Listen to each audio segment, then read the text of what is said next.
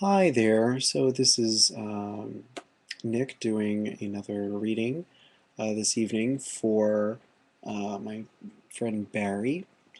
And Barry, I've already laid out the cards here, so I'm going to just show you what you got.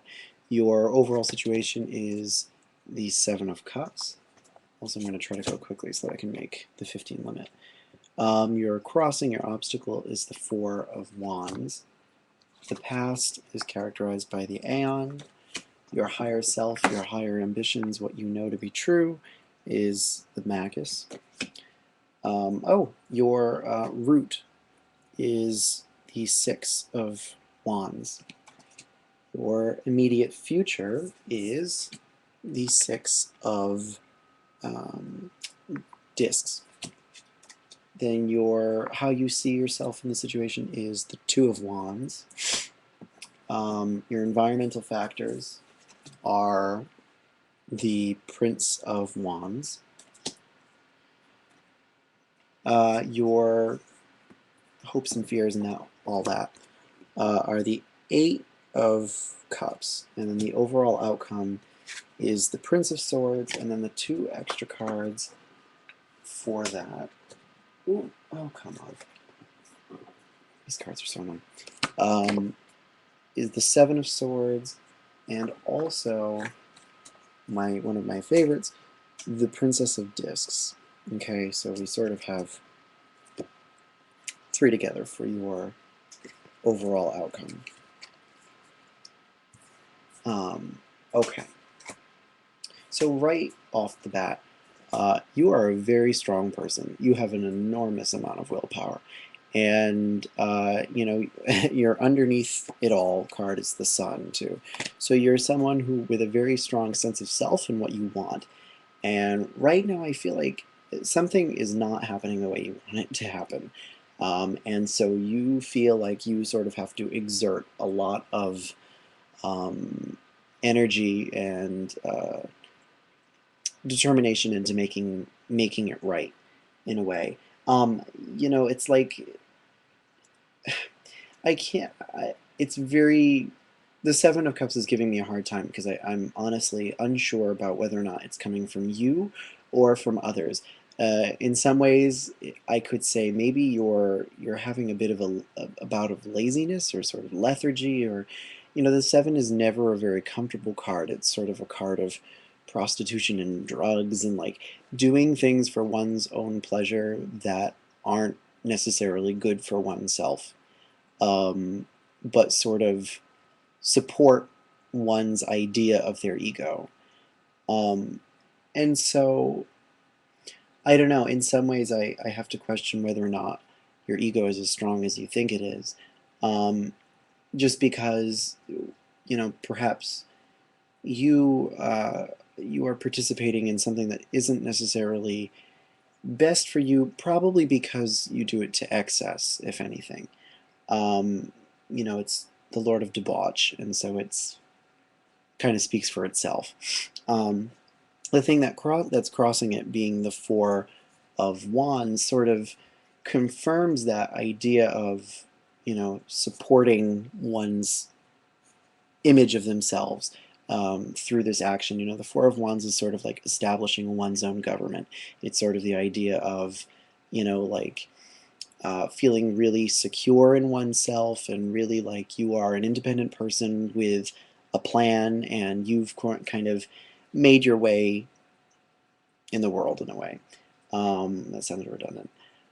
So, it's the Lord of Completion. And so, in the past, I see this really big event in terms of the Aeon. You only have two major arcana, and so those are the Aeon and the Magus, and those actually constitute a pair. Um, if you work, that's a topic for another video, but they are a pair, which is sort of interesting. And they both sort of have to do with cycles of change and things being created and eventually being destroyed. They're both actually very destructive cards, esoterically. Um, Even though the Magus is the creator, he's also a destructive force. Um, Also another topic for another video.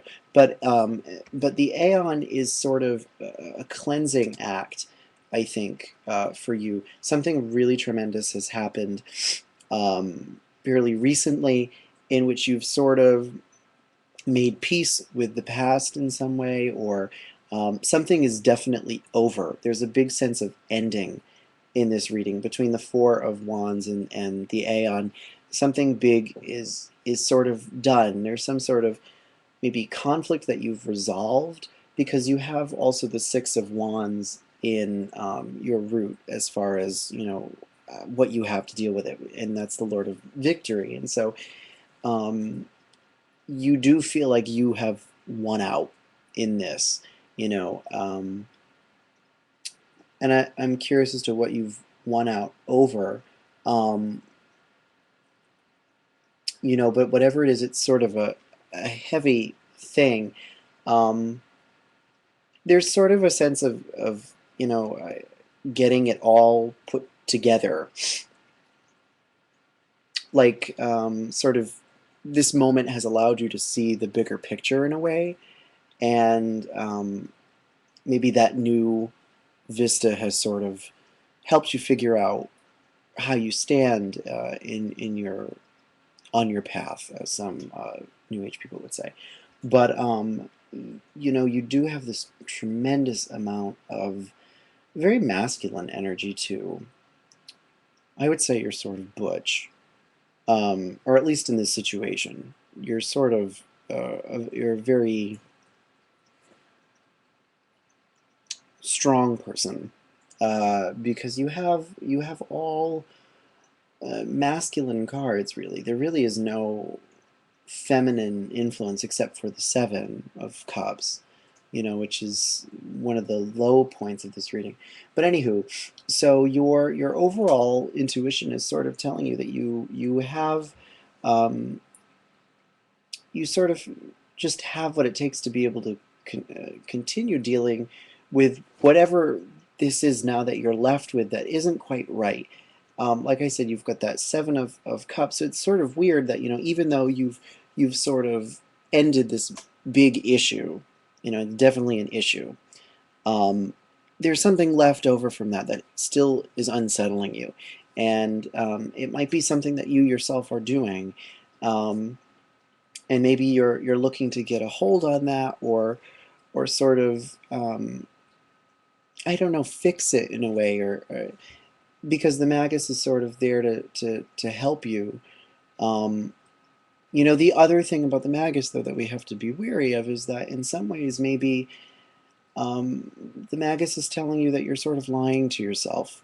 The Magus is also Mercury and sort of a liar. And I think that sort of goes back to this idea that, this ego that you have, this sense of self, is more fragile than you may realize. And it's more constructed in a way that isn't free. And yet there's an aspect of it that's very honest and very real. Because I also took the liberty to draw some extra cards for certain things that I was unclear of, and I never do that, but this reading was so interesting. And you also drew for your top card the Priestess. And the Priestess is sort of the image of the divine self. She's the intuition. She's the anima, in a sense, the female intuitive part of the soul. And so she always is sort of associated with hidden truth. And I think in some ways your higher self is kind of telling you that buried in this, debaucherous whatever, is a kernel of truth that is relevant and needs to be listened to. Um, but maybe you're just going about it in a way that's, because it's so out of balance, you're not able to fully see it clearly in a way. And I think I get the sense that you're sort of a stubborn person with it too. With this Two of Wands that you have, is how you see yourself. You see it as a very empowering act, and in some ways it is good because you don't really care about the result. You sort of are indifferent to that end of it, and you're sort of just doing it because it's something that feels right. But I think I think it feels right for a different reason than what you think it feels right for, you know. And I mean, I know that's kind of silly for me to say. I mean, who the hell am I? But but that's sort of the vibe I'm getting.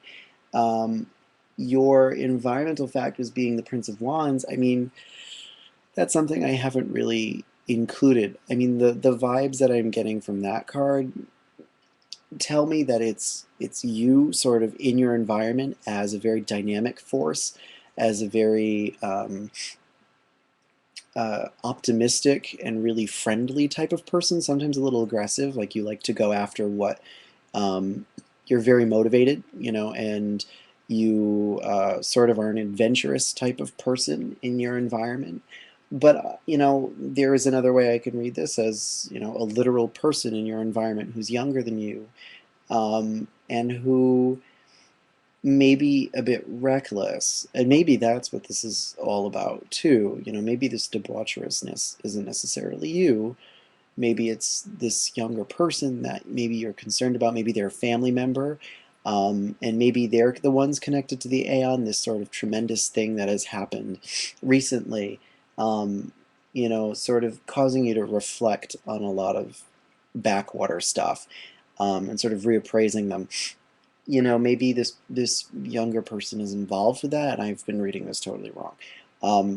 Or maybe it's both of you. You know, that's the weird thing about these cards, is that they're always sort of multivalent. Your aspirations are, you know, the Eight of Cups, and so, you know, in some ways, whatever it is that's happening, you're sort of getting tired of it. You sort of don't want to deal with it anymore. You are kind of just getting tired with it's just a little overwhelming, I think, after a while. You know, it's sort of directly connected to the Seven of Cups and that debaucherousness, as we keep referring to it as. And it's sort of, you know, like now it doesn't seem like the right thing anymore. And you're starting to see that. I do think you're starting to see that, you know, with the Eight of Cups. Um, your immediate future is the Six of Discs, which is much better from the Seven of Cups. It's much more in balance, and there's more of a give and take. It's sort of like, you know, and it's also the moon, and it's connected to the Priestess card. It's the moon in Taurus, so there is this sort of benevolent energy that's about to enter, and I think it does sort of come from within more than anything else. And I do think that in the future you are going to have to sort of, you know, go back and forth a little bit, and it's not going to get to be so out of control. You know, you're going to have to temper it a little bit. Doesn't mean you're going to have to give this up or anything like this. But you're going to be a little more flexible, I think. Also, I get the sense that, you know, in general, it could represent a more um, just a good financial opportunity that's about to come your way too, or good economy that's in your future. I mean, the Six of Discs is nothing to worry about. It's a wonderful card to have in your immediate future. Um, you know, in your overall future, you had the Prince of Swords, and that's sort of a wild personality. And I have 1 minute to finish this. He's sort of a wild, untempered personality again. And your two other cards being the Seven of Swords and the Princess of Discs. I think that's sort of interesting. I'm really not sure what to say about that. I think it sort of speaks to not really being sure as far as where you stand on this, because, you know, it's whatever it is, this Seven of Cups, it's sort of enticing, and it is sort of fun. So it is sort of, it's going to continue to be awkward. You know, people are going to tell you to stop, but you probably will have a difficult time stopping. It'll be perhaps, or I don't know, or it could be for this Prince of Wands character, this young person who's having a hard time, maybe. If it's actually a person, it might not. But in general, there's going to be pressure to stop this bad thing that's happening. Um, don't know how that's going to work out.